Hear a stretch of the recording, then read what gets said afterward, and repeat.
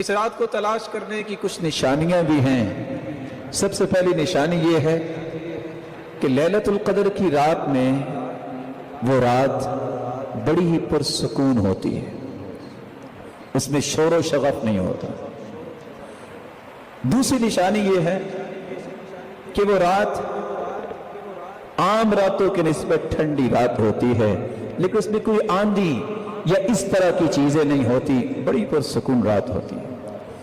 تیسری نشانی اس رات میں روشنیاں ہوتی ہیں، لیکن آج کل کے ماحول میں اس کا اندازہ میں اور آپ نہیں کر سکتے۔ جہاں بلب اور اس طرح کی چیزیں ہیں، وہ جگہ جہاں کوئی بھی لائٹ کا بندوبست نہیں، اس کا نظارہ وہاں کیا جا سکتا ہے کہ فرشتوں کے نزول کی وجہ سے اللہ ذوالجلال نے زمین پہ کیسی روشنی کی ہے۔ اس کی چوتھی نشانی یہ ہے، نہ یہ رات سخت گرمی میں بھی اتنی گرم نہیں ہوتی اور نہ ہی ٹھنڈی ہوتی ہے، طلقہ، بڑی کھلی فضا، جیسے انسان جاتا ہے تو کس طرح محسوس کرتا ہے، اسی طرح اللہ تعالیٰ نے اس رات کو رکھا ہے۔ اس کی پانچویں نشانی یہ ہے، جیسا کہ بعض صحابہ کو خواب میں دکھا دیا گیا، کچھ نیک لوگوں کو اللہ خواب میں دکھا بھی سکتے ہیں کہ فلاں رات یہ لیلۃ القدر کی رات ہے، اور اچھے خواب یہ مبشرات میں سے ہیں۔ وہی تو ختم ہوگی ہے، اچھے خواب باقی رہ گئے ہیں۔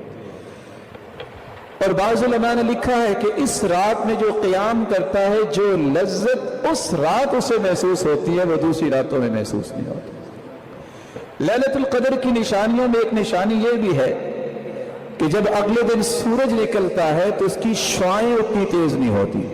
ہاں، سورج کی شعاعیں تو ہوتی ہے، لیکن جو شعاع کے اندر تپش ہوتی ہے، وہ سورج کی شعاعیں اس طرح اس کی نہیں ہوتی، بالکل صافیہ ہوتی ہیں، بالکل صاف ہوتی ہیں۔ لیست کعادتها فی بقیت الایام، عام حالت میں اس طرح نہیں ہوتی۔ اس کی نشانیوں میں ایک نشانی یہ بھی ہے کہ سورج جب دوسرے دن نکلتا ہے، حمراء ضعیفہ، جوبن کے ساتھ سورج نہیں نکلتا، اس کی رنگت سرخ ہوتی ہے اور کمزور وہ جوبن ہوتا ہے۔ اس سے بھی پہچانا جا سکتا ہے کہ یہ رات لیلۃ القدر کی ہے جو اس سے پہلے گزر چکی ہے۔ اللہ ذوالجلال اس رات کی تلاش کی ہمیں توفیق عطا فرمائے۔